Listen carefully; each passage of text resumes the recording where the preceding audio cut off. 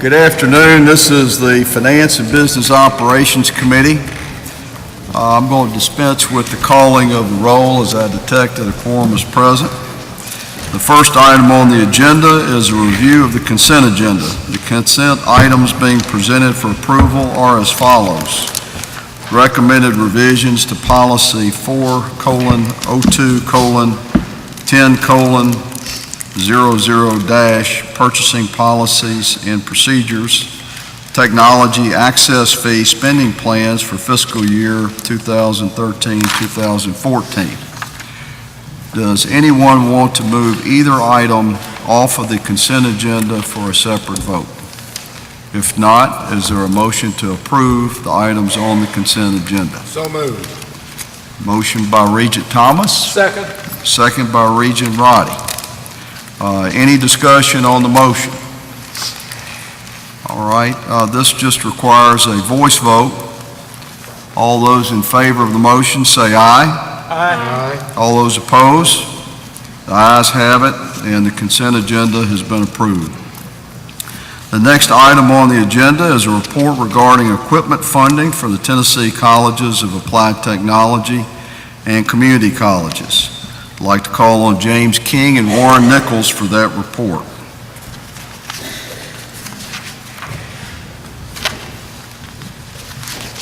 Thank you, Chairman Ferris. Give a quick update on the TCAT side of this. It's been an exciting week already. We've had one announcement where the governor went to the Tennessee College of Applied Technology in Memphis at the Aviation Center and made an announcement where the TCAT, Memphis, and Southwest total got nearly $2.7 million. And so that was an exciting. The governor had a good staff, business and industry there. FedEx was there because we overlooked that site. And as you well know, we allocated originally $16.5 million to TCAT's got 8.25 of that. It was quite a grueling process to select this when you had, for the 8.25 million, you had 80 grants submitted totaling 26 million. So you had to do a lot of whittling down for that. So, and that's just on our side, and I'm sure Warren will be able to say the same thing. But we were proud to report that we covered some form or nearly 30 of those 80 grants, and the majority of the grants went to advanced manufacturing and improving equipment in that area. These grants will expand capacity at the new Clarksville-Dixon site, the Wilson County site, the new Nissan TCAT Murfreesboro facility, and several high school dual enrollment programs. I think these grants will assist in gaining additional industry certifications, prepare students with on state-of-the-art equipment. And I think looking at the grants, the schools reported that approximately affect or increase capacity by nearly 1,300 students statewide. So I think it was a good thing. We really hope the governor funds the other half of this next year, and that will still not cover all the programs, but it will take another big step in doing that. So thank you. Do you have any questions? Thank you, Vice Chancellor. Mr. Chair, from the community colleges, as Dr. King reported, we had $8.25 million from this grant. Every one of our community colleges submitted grant proposals. Some submitted several. And we had, I believe, 54 proposals that were submitted. We were able to fund 16 of those, spent all $8.25 million, primarily in the programs that were received funding, concentrated in areas of advanced manufacturing. Frankly, the majority of them had some component of advanced manufacturing. Others in the information technology program fields, and then lastly in the allied health fields. We had, James said that they had, give or take, about $26 million. We had $18.5 million worth of requests from our community colleges, and again, we're only able to fund $8.25 million. We're blessed. It's going to give us an opportunity to expand some programs, create additional laboratory sites for some other programs and to replace and update some sorely needed equipment at our colleges. And all of that money is going for student hands-on equipment. That was one of the criteria of the grant. So we're very pleased. We're in the process now of working with our colleges and our purchasing department at the Board of Regents to identify like equipment so that we can purchase it in bulk and get the best, get the best economy of scale. So we're very fortunate to have that money, but I have even additional news on a related topic. You heard mentioned earlier today when we're talking about the 2 new degrees at Dyersburg and Columbia State, where it's originally being funded out of the Department of Labor Trade Adjustment Act grant. Well, that was last year's grant money. Many of our colleges submitted for additional grant money for funding for this year. And just coming out on the website late last night and this morning, and hopefully more will come. But just so that you're aware, Pellissippi State and Northeast State are part of a multi-state consortium for advanced manufacturing. Pellissippi State receiving approximately $4.5 million from federal money. Northeast State is receiving approximately $1.7 million in additional federal grant funding. And then on a different one at Southwest State Tennessee, along with several other colleges, Southwest alone is receiving about $8.5 million in additional federal grant funding. So congratulations to these colleges. Other colleges who have applied just haven't heard the word yet. So we're very excited for all the work that our colleges and we're doing, utilizing all of this money. Does not mean we don't need more, Mr. Chair. But Always. that's Always. where we are. So, Thank you, Vice thank you. Chancellor. Does anybody have any questions of that great report from Vice Chancellor Nichols? Thank you. Thank you. Appreciate it very much. The next item on the agenda is a report regarding the system budget request submitted to the Tennessee Higher Education Commission, and I'll call on Vice Chancellor Sims. Thank you, Mr. Chairman. Speaking of more money, this is the time when we ask for more money. Within your materials today, or for the meeting, you received a memo that provided more detail than I will speak to today. The background on this is the time of year that we go through a process of looking at system-level initiatives or system-level needs, trying to identify those, bring them forward to this body and to the full board. Whatever the full board is comfortable with transmitting to the Higher Education Commission is then considered by that body, who makes a recommendation to the governor, who considers whether to include whatever we've requested and the commission endorsed, whether to include that within his budget recommendations, and then it's up to the General Assembly to deliberate on those items and decide whether or not we receive funding for them. What you have is essentially 8 items that we're proposing we request funding for. Start off with a word of apology. The total that I included in your transmittal was $22.8 million. That number should have been right at $26 million, so I apologize for that error in your material. The individual item amounts are correct. I'll start at the top here, and again, feel free to stop me as we go through this if you have questions. The first item on guided pathways to success, part of the Complete College Act required that the system move toward establishment of cohort programs. We have moved a long way in that direction, but you'll hear this several times, one of the challenges that we have is dedicating staff within the central office to ensure that these initiatives can be carried forward and supported. The staff in the central office in the academic area is generally fully occupied, and every time there's a new initiative, we essentially slice the bread a little thinner to try to carry those initiatives forward. This first item is about funding for one staff person that would support and further the cohort programs. You're probably aware that we've had generous support from, I believe it's from Lumina and other outside funders to help get these programs up and running. and now scaling those programs up will fall largely on board staff. The second item was just mentioned, workforce development equipment funding for community colleges and Tennessee Colleges of Applied Technology. That's going to cost me $1. It's $1. It's a good thing they run an account in the central office.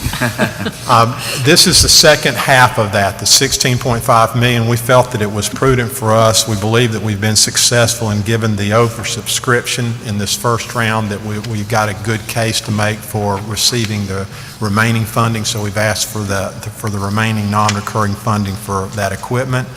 As we've gone through this, we've become aware that there are a number of programs at our universities that, again, are directly related to workforce training. Without limiting it, I think you can think of allied health type programs as being the types of programs that are equipment intensive, that do have a pretty direct relationship to workforce training.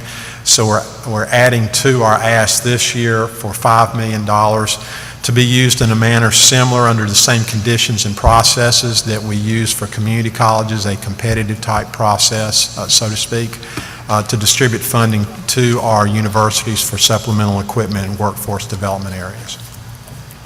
Mr. Chair, item 4, the community college marketing plan. You'll recall as a board you agreed to, with our community college maintenance fee recommendation for the current year, you agreed to add a 0.5% to that recommendation in order to fund the essentially the marketing branding campaign for community colleges. I hope that many of you have seen the sides of buses, and I've seen numerous ads on TV. I think it's been well received.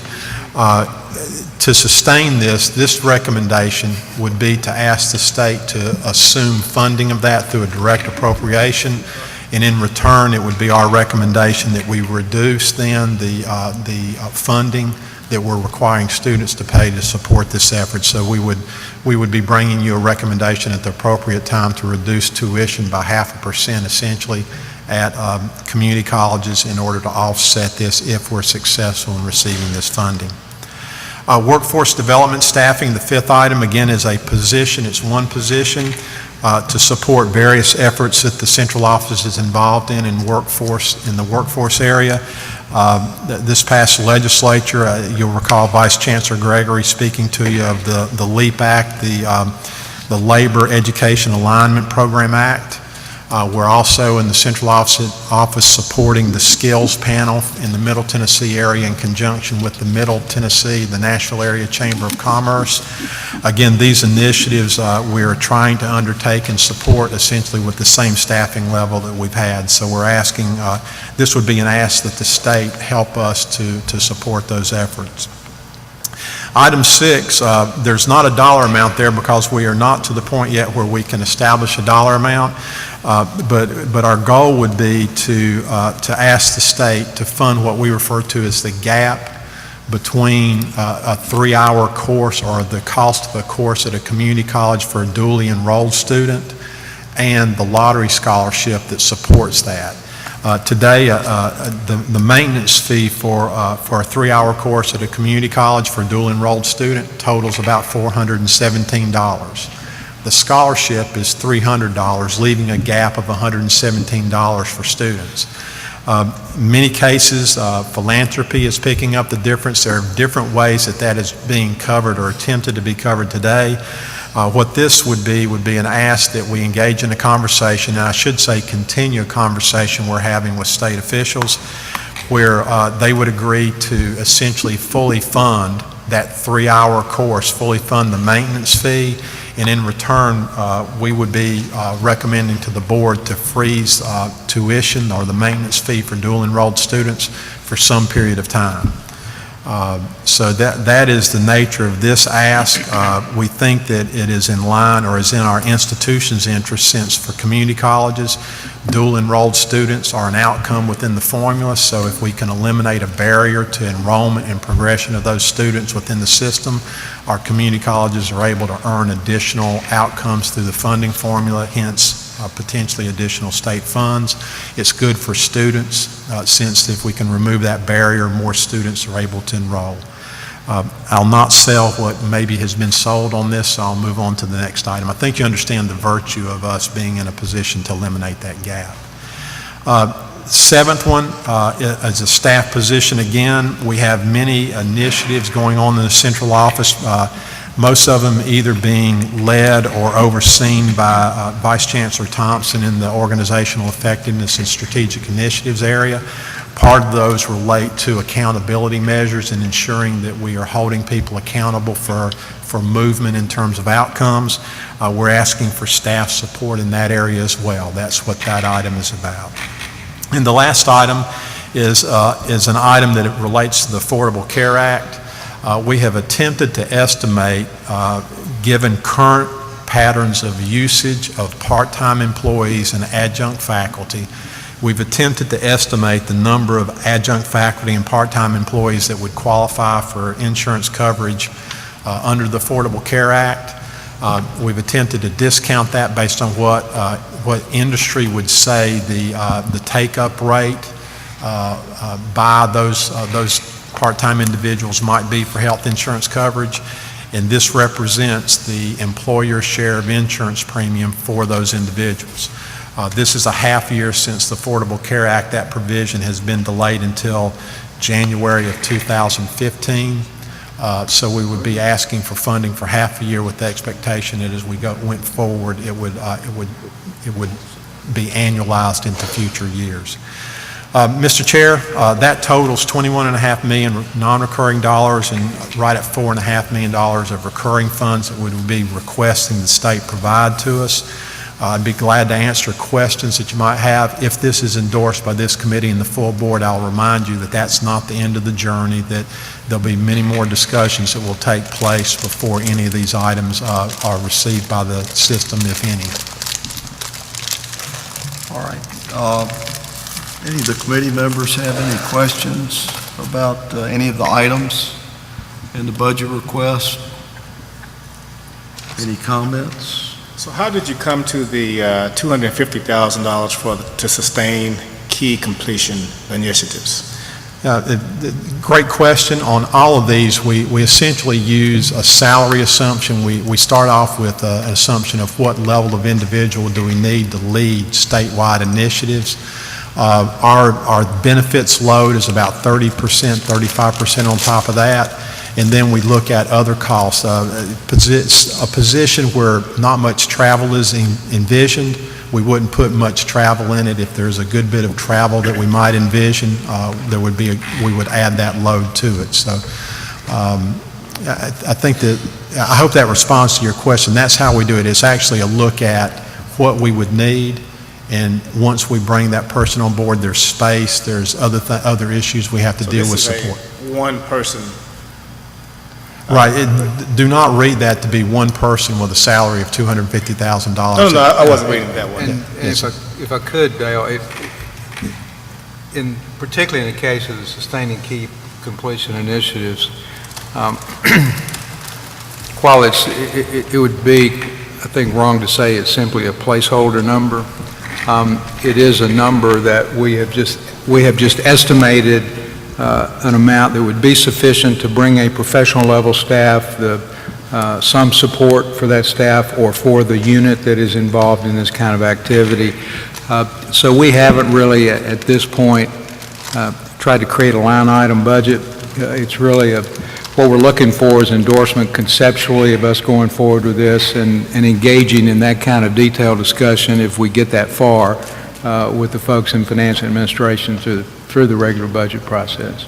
The dilemma we face, Regent Freeman, is that as opportunities come along to look at new and innovative things, and I think it's fair to say, and I believe the staff would support this, that the good thing about Randy Boyd being involved and working with the governor and thinking about innovations is that there's a lot of good ideas that have been brought to the table.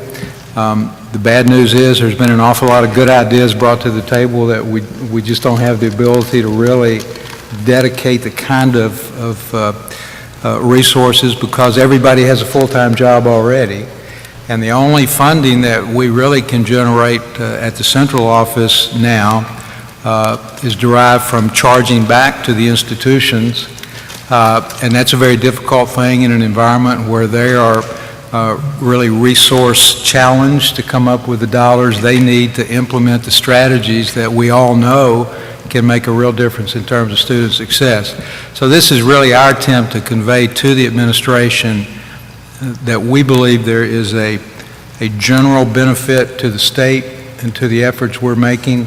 If they will help us, we can do a better job at the system office without having to dip further into the pockets of our institutions. And I suspect the presidents would support the idea that a general appropriation for these purposes would be better than increasing the charge back. Show of hands? Yeah. Yeah. So hopefully that's helpful. So I just, for the record, would state that I would be willing to ask for more than $250 for completion initiatives. Yeah. Well, we'll take that into account.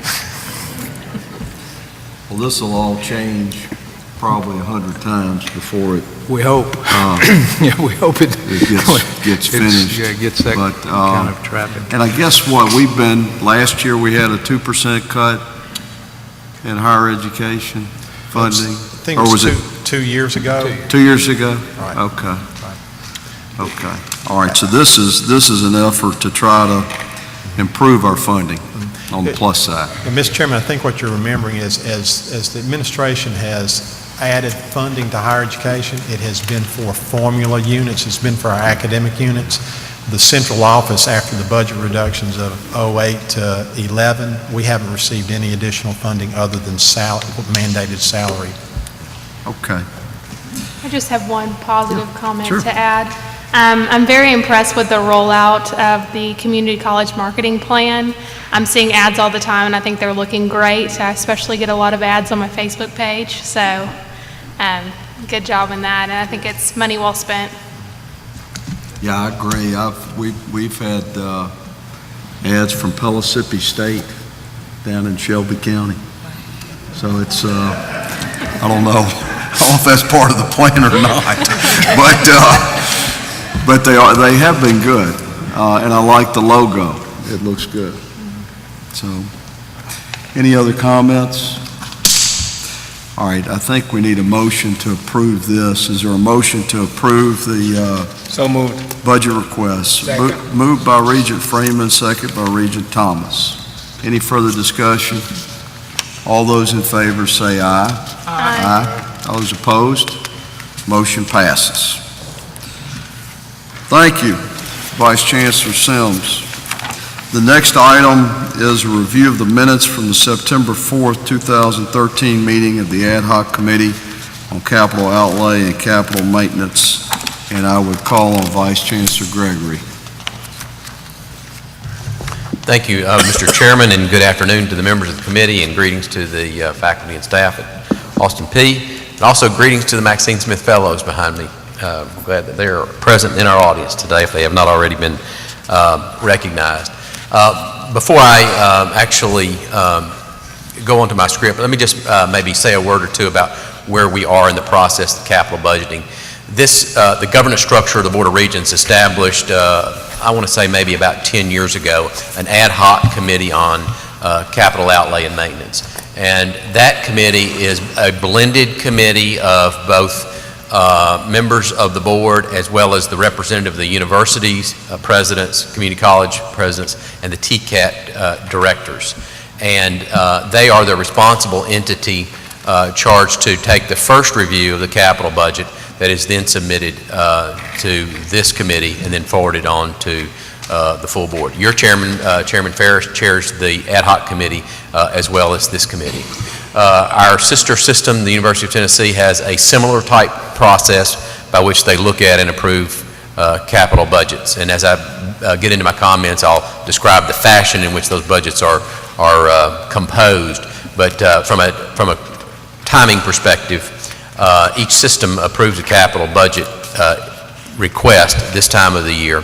They are combined at the Higher Education Commission meeting in November into a single capital budget request that is forwarded to to the governor for inclusion in the upcoming request for appropriations. So with that, Mr. Chairman, I think you have the approval of the minutes from the ad hoc committee that has previously met and made a recommendation to this committee. That's all right. Thank you. David, I think it's just a matter of approving the minutes, so does anyone have any? All right, moved by Regent Roddy and seconded by Regent Thomas. Freeman. Don't make that mistake.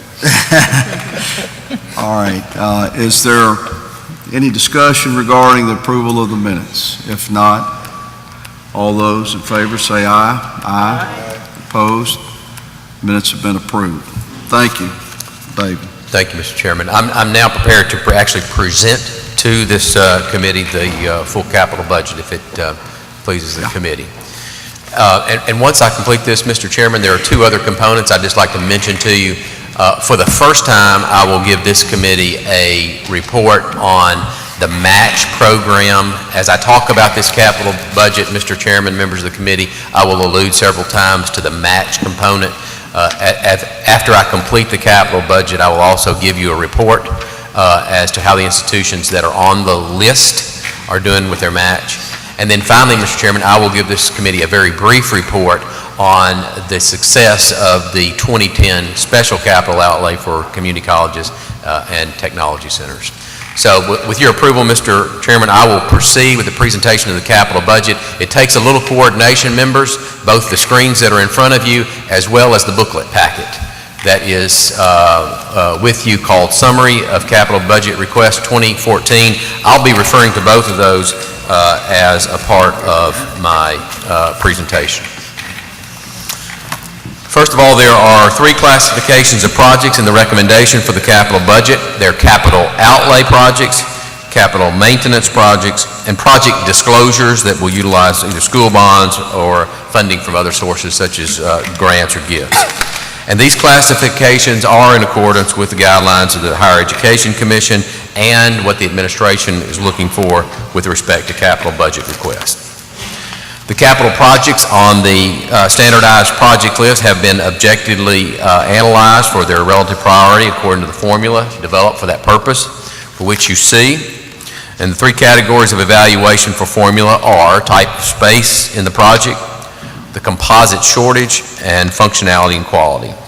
The formula will also include a narrative on how the project supports the principles of the Complete College Tennessee Act, and in addition, the project principles for capital outlay also include a match component.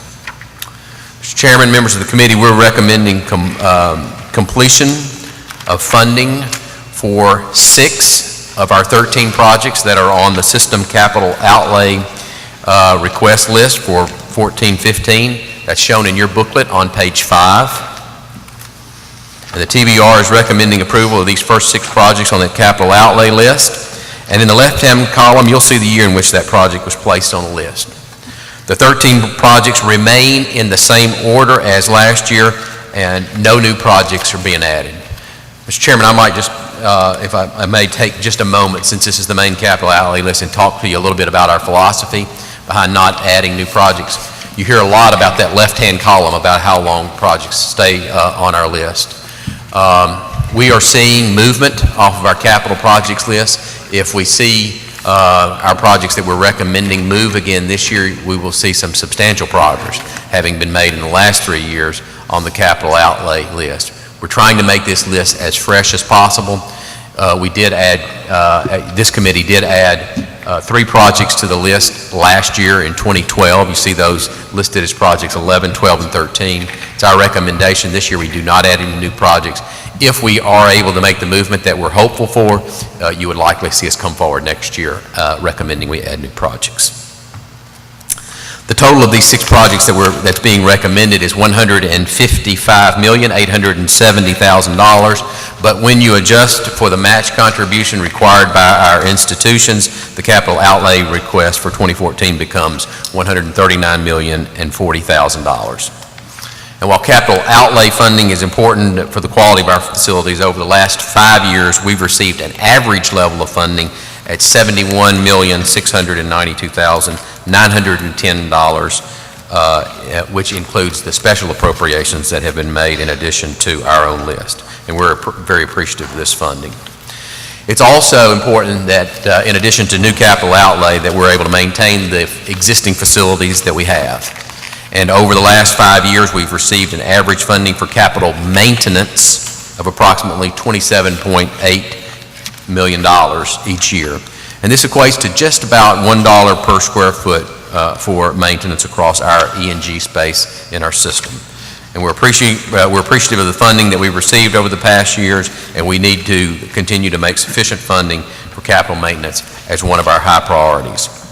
The formula that you see presented in your booklet, page 8, is for our annual target funding for capital maintenance, and it actually produces a number of about $100 million, which would equate to about $4.21 per square foot, which would include infrastructure. And this is an annual target number, which is a level of maintenance funding that our facilities need to strive for each year. On your booklet, pages 9 and 10, we have a summary of our capital maintenance projects. We've worked carefully on this list, Mr. Chairman, members of the committee, to try to address the major needs of our system in a meaningful way. We have approximately 24 million square feet of education and general space in this system, and it's spread out over our 46 campuses and some 41 off-site campuses that we either own or have a substantial operating responsibility. So we have both growing and constant need for maintenance. These 41 projects that are being recommended for capital maintenance annual renewal for 2014 totals $44,770,000. And if I might just, at this point, Mr. Chairman, just pause and say to the committee, this is a point for which I'd like to bring back a charge given to us by Governor Haslam now 3 years ago. And that is, as we review our capital budgets, to look at not only the need for outlay, which is continuing, but also try to balance that against the need for maintaining existing facilities. So this request of $44 million represents a substantial, for the third year now, represents a substantial budget request increase in what we've seen in our maintenance facilities. You've heard us talk for many years, those of you who've been on the board, about the need for deferred maintenance. The problems at our institutions didn't occur in a single year, and they won't be made up in a single year. But if we're able to do this amount of work, this $40 to $45 million worth of work, which is the amount of work that we in the facilities office feel like can successfully be completed in a 12-month period of time, it begins to make a dent. If we can get that sustained over a longer period of time, it begins to make a dent in our deferred maintenance. So in addition to the renewal request, we also have 116 additional projects of unmet capital maintenance needs submitted by our campuses. That totals $152,070,000. And these projects are distributed in a 5-year estimate of capital need. The total for all capital maintenance projects is $196,840,000. Just would remind you that the institutions resubmit these projects each year, so this is a dynamic look at capital maintenance. They are able to evaluate what their needs are each year and resubmit. And so all of these capital projects have been documented by our campuses. They're submitted for your consideration, and the projects that are over and above our annual renewal requirement for capital maintenance have accumulated in part because of our annual renewal just not being completely funded in past years. David, Yes. if I could ask you. Please. Are we bringing the capital maintenance, unmet capital maintenance down each year? We brought it, I know we add things on, so I mean, is the net going down? We are starting to, again, I would go back to what I said a moment ago. It's such a monumental problem that it's hard to see whether you're moving the ball or not, because the unmet need is there. When we're getting appropriations in the $40 million range, Mr. Chairman, it gives us a chance to decrease that need. I would observe, however, that part of what creates need is aging facilities. So you're working in two different directions. You are getting increased appropriations, great, but we're also, the age of our facilities continue to call for the need for continued maintenance. If I could call your attention to booklet pages 13 and the list of projects that our campuses are disclosing to be funded from school bonds and other sources. So capital outlay I presented, capital maintenance I presented. Disclosure is not where we're asking for state dollars, but it's where the institutions are doing projects with their own funds or from gift funds or from bond funds. And this list actually goes into the budget document to give sort of policymakers, legislators, state officials a heads up on what our campuses are actually planning to do with some of their own funds. Funding for these projects on this list can come from a number of sources, including the gifts and the grants, and also from school bond authorities.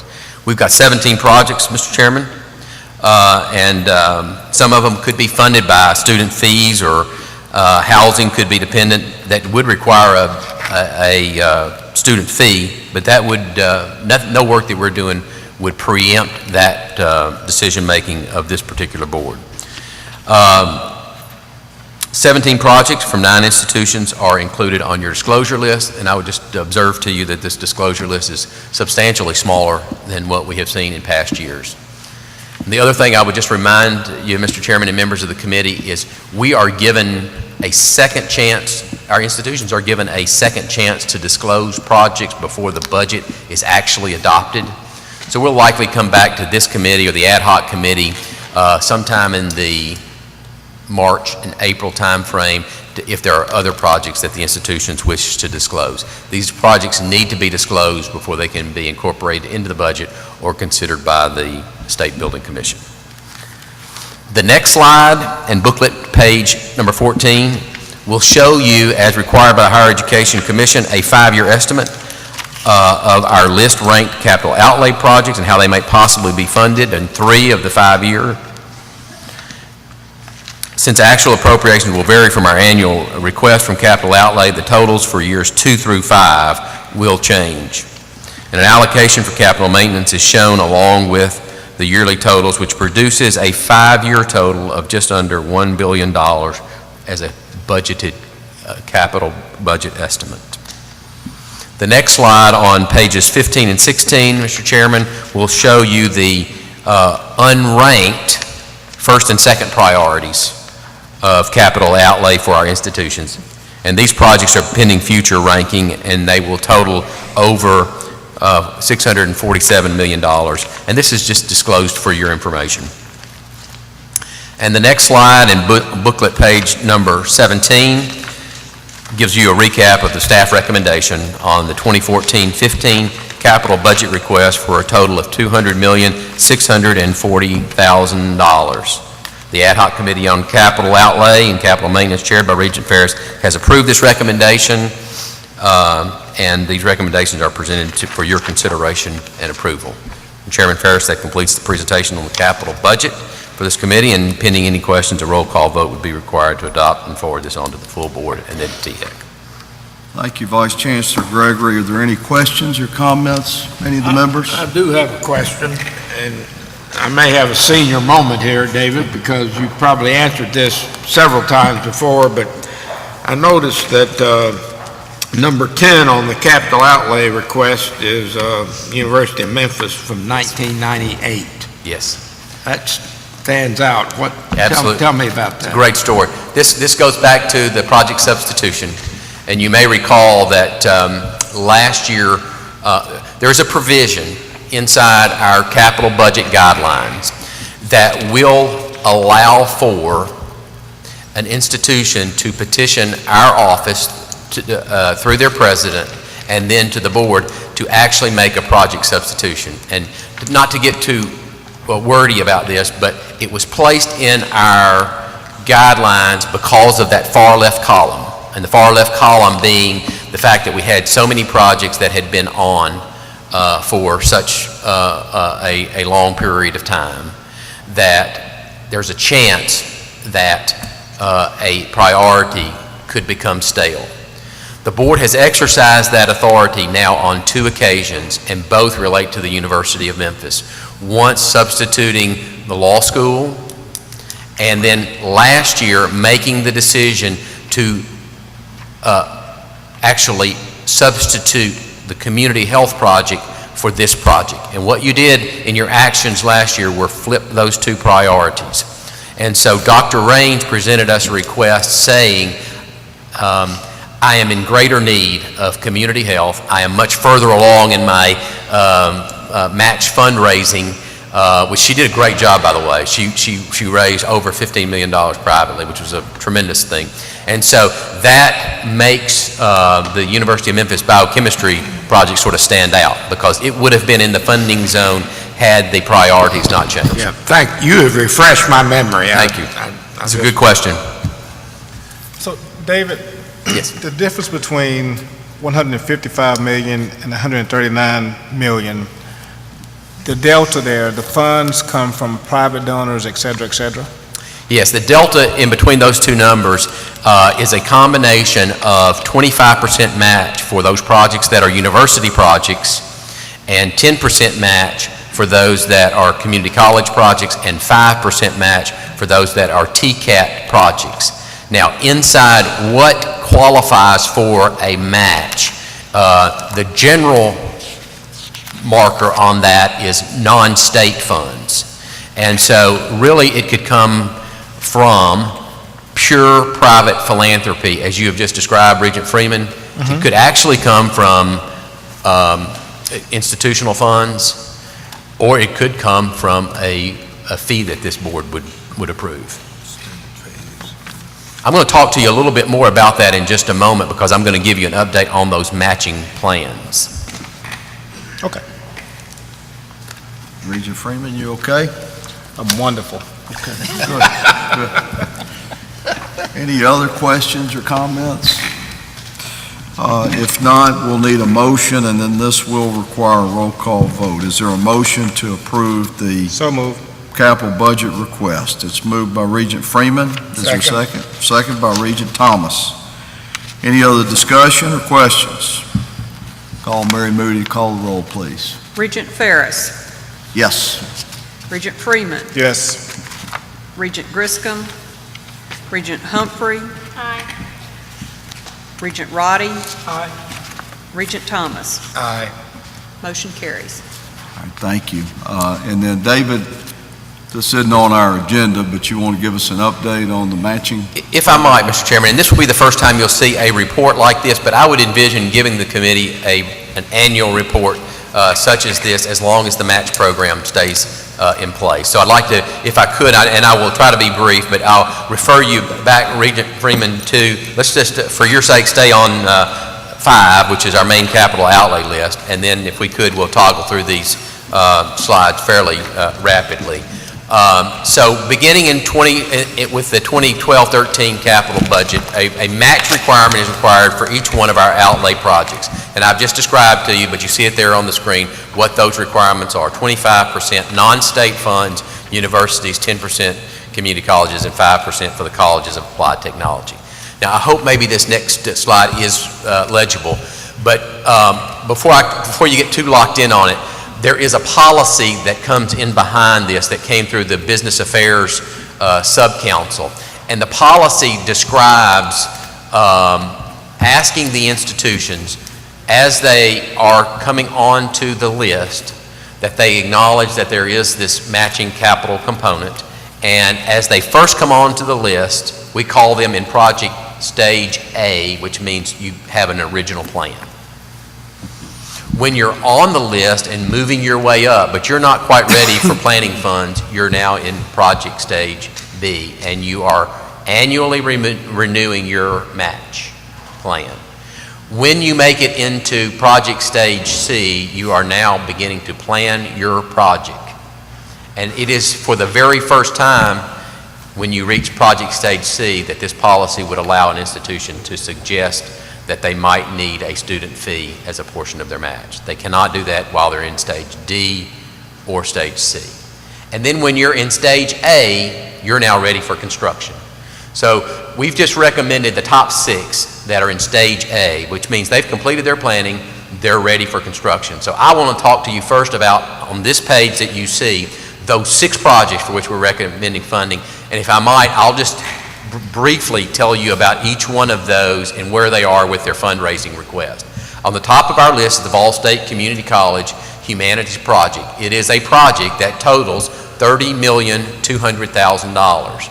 10% of their responsibility for a required match would be $3,020,000.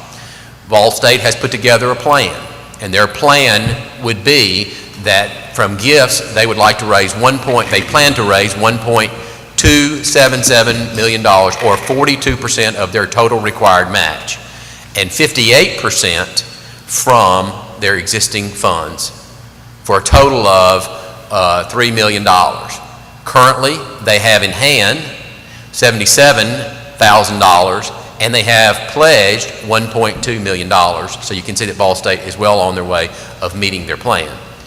Yes. So the 1.7 million, that could come from student fees, where you got 50? That will not come from student fees. That will come from existing plans. I should say this, Regent Freeman, there are no projects on our list currently that are requesting and showing in their plans a need for a student fee. But student fees could make up the 25% for a university or the 10% for a community college. It is potential that they could do that. They could do that. They could not do that without coming to this board and asking for approval to do that. Okay. But that would be allowable. Okay. The second project on our list is the Columbia State Williamson County relocation. You see that their match requirement is $3.8 million.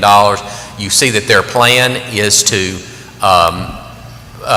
use 1.7 in private fundraising gifts and to use $2 million in institutional funds. And I'd like to say this about both Ball State and Columbia State. Each of them would like to exceed their fundraising goals that you see on here, but we're now ready for funding. And so what they're essentially saying to us is, we want to make sure you know we have our match in place.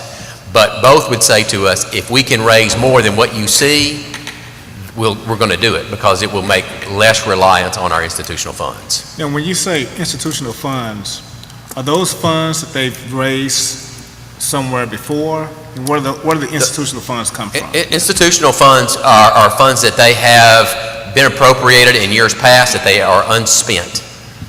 They're unspent funds that remain at the institution. But are they? Thank you, Regent Freeman. They didn't get that. It's so for Chutney is Columbia State Community College, the $2,080,000 institutional funds are funds from where? They're funds that the institution has accumulated from previous appropriations over a period of time. Okay. Yeah, the reserve fund balances, unspent dollars that are carried over into future years. Okay. Source could be from a variety of places, primarily just from unspent appropriations. Really is the. So is there somewhere on our balance sheet that shows the institution's funds that they have that are unspent? Yes. Yes. Thank you. Project number 3 is the TCAT project, and I don't know how much I'm going to owe for the error on your sheet, but I'm going to owe some money for the typographical error we made on the handout sheet. This is for Chattanooga, Jackson, Paris, and Shelbyville. Their 5% requirement is $897,000, and their plan is to use their institutional funds with no private fundraising. Austin P, this campus, maybe while you're here, you can see the what is called the Traherne Building. We now have a project called the Fine Arts Addition and Improvement. It will provide some renovations for Traherne as well as an addition. That is a $20 million project whose match requirement is $5.1 million. The plan for Austin P is to essentially split that in two and to raise 2.6 through private gifts and 2.55 through institutional funds.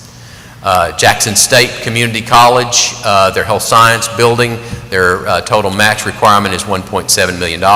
They plan and have already a pledged gift for $1 million and have it in hand from the hospital, and then they plan to use $700,000 from the institutional funds. I think I should say the same thing about Dr. Blanding.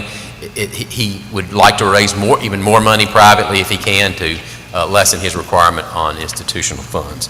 And then finally, in Stage D of the 6 projects that we're recommending, the ETSU Fine Arts Building has a responsibility to raise 25% of their $39 million project, which is $9.8 million, and they plan to raise 100% of those dollars from private sources.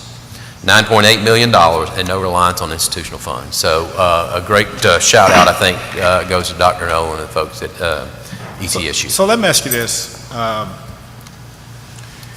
When you have to raise funds from the private sector, is it easier to raise funds for some building that a man or woman could put their name on versus the new janitorial building or the new generator building? Without question. So Without how do you- question. so And how- I'll tell you, there's a great example on this sheet, and it's number 4. It's the Austin P. Traherne building.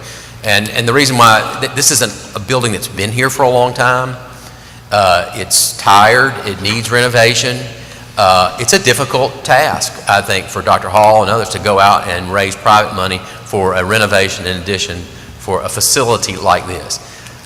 It's a different scenario, Regent Freeman, if, say, we're going to a location we've never been before and you can go to the city officials and raise some funds. It may be an easier task if you have a special purpose building. I'd give healthcare as an example. Mm-hmm. If we're bringing nursing to an area that hadn't been, those kind of, no 2 projects are the same in terms when it comes to how easy it is to raise money. The presidents know that much better than I, but I think I'm speaking clearly on that.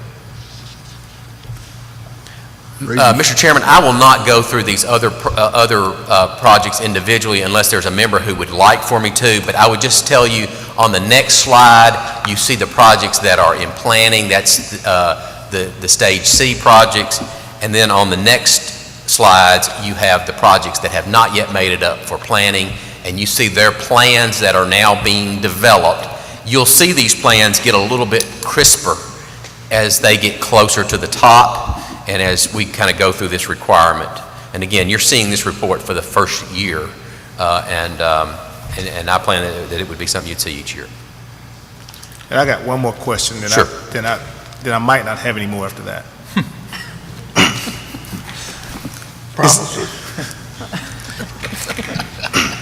Different universities in the system have different budgets, different size budgets, different numbers of students. With this 25% match for the universities, does it give an advantage to the universities that have more students and larger budgets over universities that have smaller budgets and a smaller number of students? Are we going to see in 10 years that the larger universities outbuilt or have better campuses than the smaller universities? I'll try to answer that in 2 ways.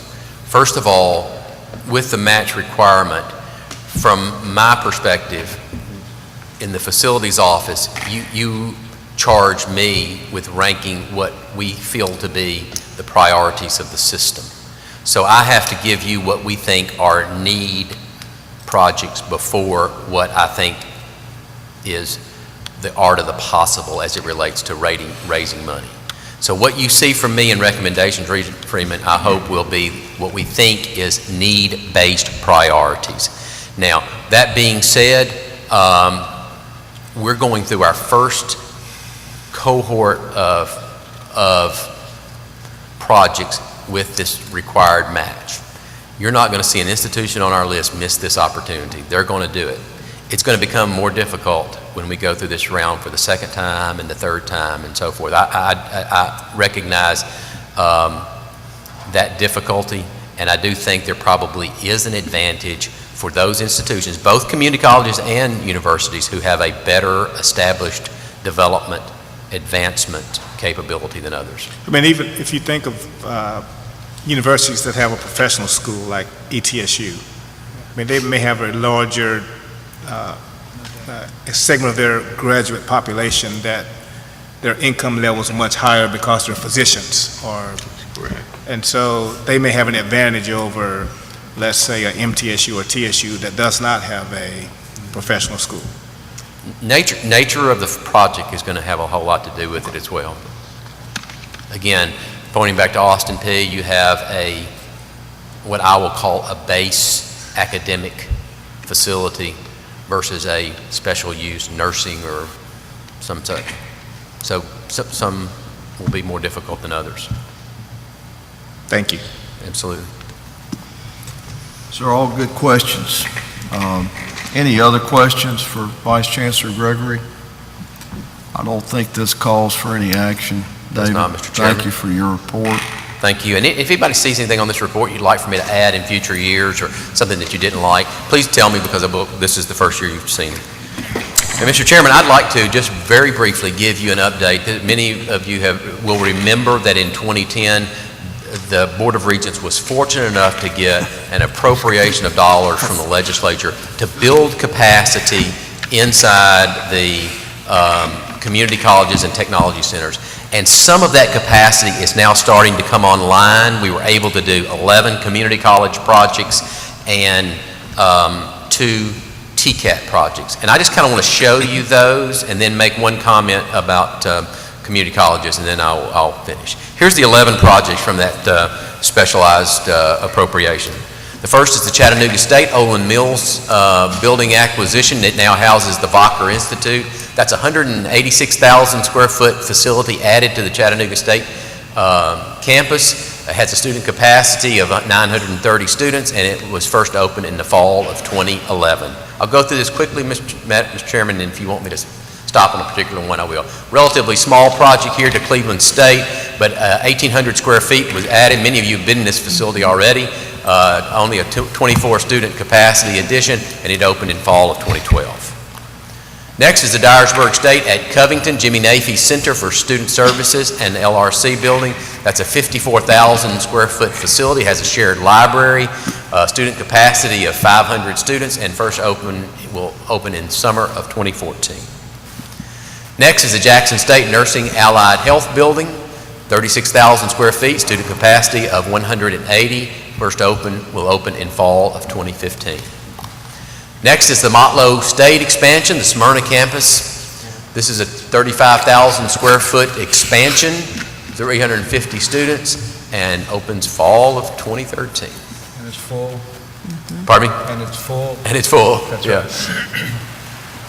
Nashville State bought the Dillard's facility in Antioch, and this one has taken off like a rocket. 217,000 square feet, student capacity of 2,416 students, first opened with a fall enrollment of 850 and currently has 1,418 students, fall of 2013. This is the Pellissippi State East Campus, the Magnolia Building acquisition in Strawberry Plains. It also is a large acquisition, 219,964 square feet, 2,440 student capacity, first opened in fall of 2012 with 202 students, fall of 2013, 311. This is the Oak Ridge campus of Roane State. It is the Allied Health and Nursing Building. Square foot added is 59,750 square feet and 664 student capacity, and will first open in the summer of 2014. Southwest Tennessee, Mr. Ferris, I'll move through this as quickly as I can. 61,000 square feet, required a local match, 300 students, and first opened in fall of 2014.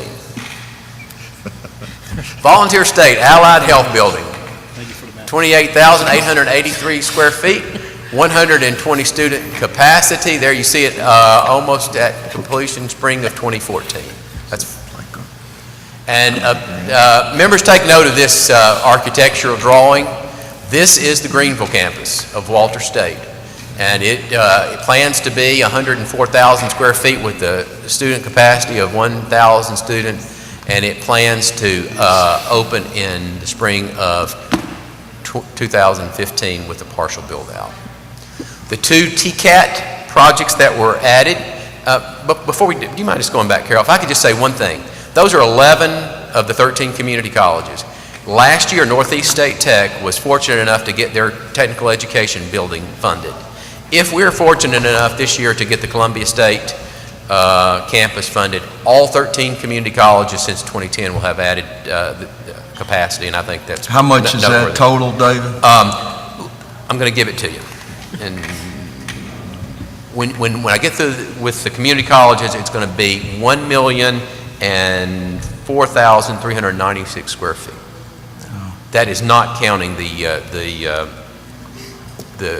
two projects that we did not get funded. That's just through the special capital outlay.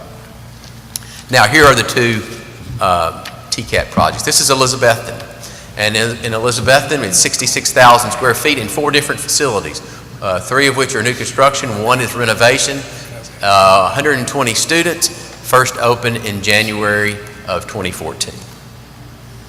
And then, some of you may have seen this already. If not, you may be planning to see it while you're here. This is the College of Applied Technology in Dixon, the Clarksville campus. You can see that it is completing construction, 65,000 square feet added, 260 student capacity, and first opened in fall of 2013.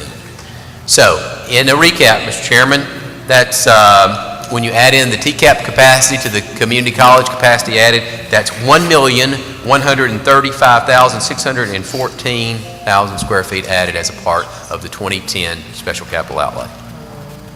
Presented for your information. Well, your office has been busy, you and Dick Tracy. We appreciate everything you're doing. Any questions or comments? Great report, David. It's great that we're building all these buildings and we've got to maintain them. That's what's the tough part. Any other business come before the committee? Thank you for Comments? acknowledging Dick Tracy and the facility staff. All right, if there's no further business and without objection, the meeting is adjourned.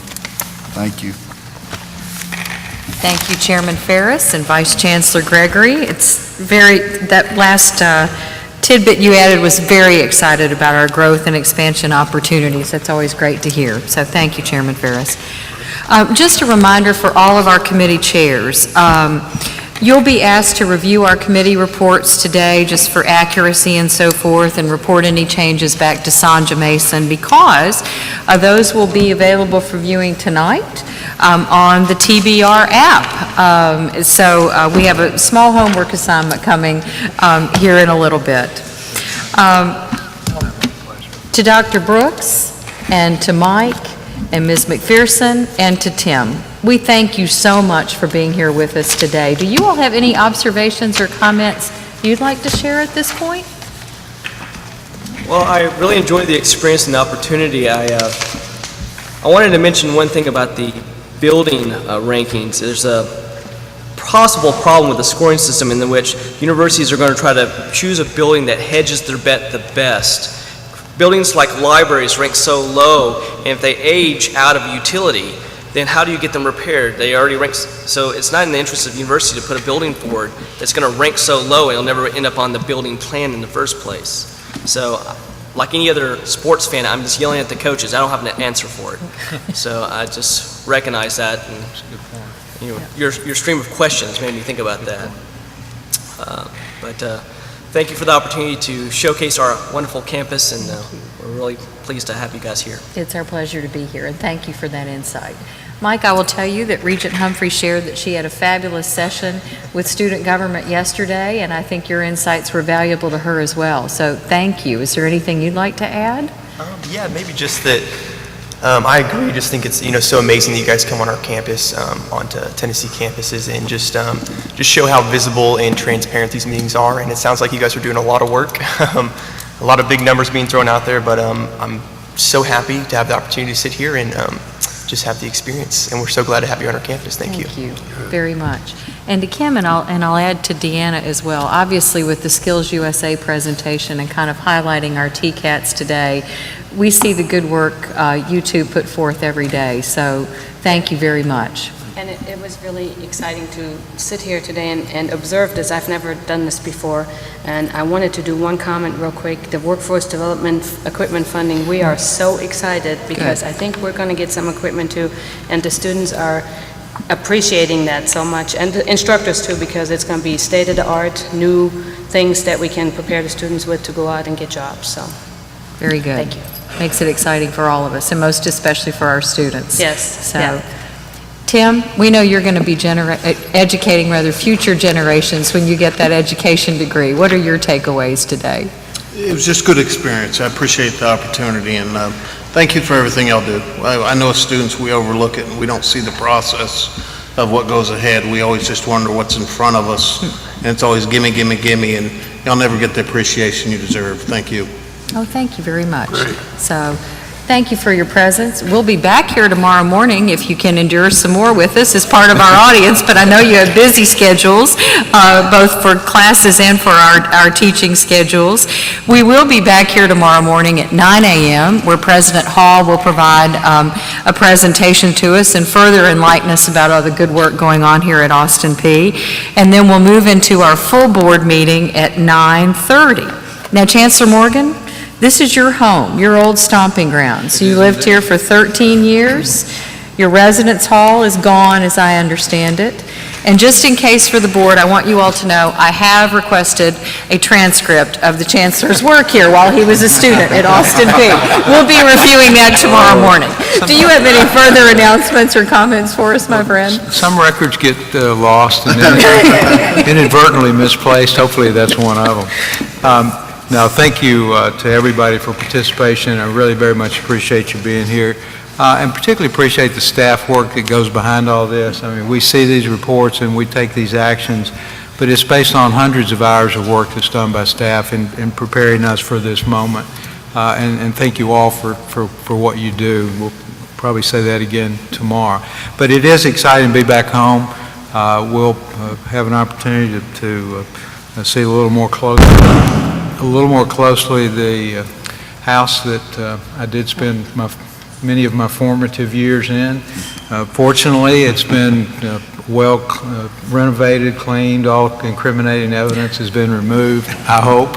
But it is exciting to have you all here at Austin Peay. Thank you. It's very exciting for us. President Hall, are there any announcements you'd like to make?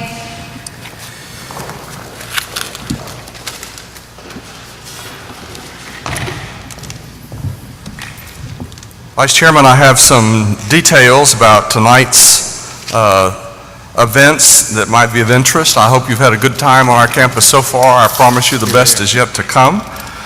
There will be hospitality rooms in both of the hotels, and I'm told that they will be opening around 4 o'clock after this meeting. There will be staff tables at both hotels if you have questions or needs that they'll be able to help you with. And then I invite all of you to a reception at Archwood. You will be able to see the place where the Chancellor ate breakfast growing up. We normally have a shrine there, but I've had to take it down so that we have room for all the guests, and you'll understand that. Archwood is located across the parking lot behind this building. You'll see a gray fence, and the President's residence is behind that gray fence. There'll be buses leaving from the Country Inn at 5:45 and a van from Riverview Inn at 5:50, bringing those of you who wish to ride a van to Archwood. Those of you who wish to drive yourselves, there's a parking lot in between these two buildings that should be available. If it's not, there'll be people directing you to the parking lot immediately behind us. Dinner and entertainment, you'll hear some of our musical students and our faculty will begin at 7 after the reception at 6. So I look forward to seeing you all in just a short period of time. Thank you very much, Vice Chairman. And I can guarantee you we will look forward to it more. So thank you. That's very special. We've seen champions at work today in our TCAT students. We referenced the work of Randy Boyd, the governor's special assistant on higher education, and the governor's Drive to 55 program. It's being on our campuses that truly does make it all come alive, and for the work that everyone does, we thank you. As we drive to 55% of Tennesseans having some post-high school education by the year 2025. We know it's a big goal that our governor has set for us, but when you see the kind of talent that we've experienced here today, we also know it's within our reach. With that, we stand adjourned. We'll see you in the morning. Thank you. Good meeting. Thank you. Thank you.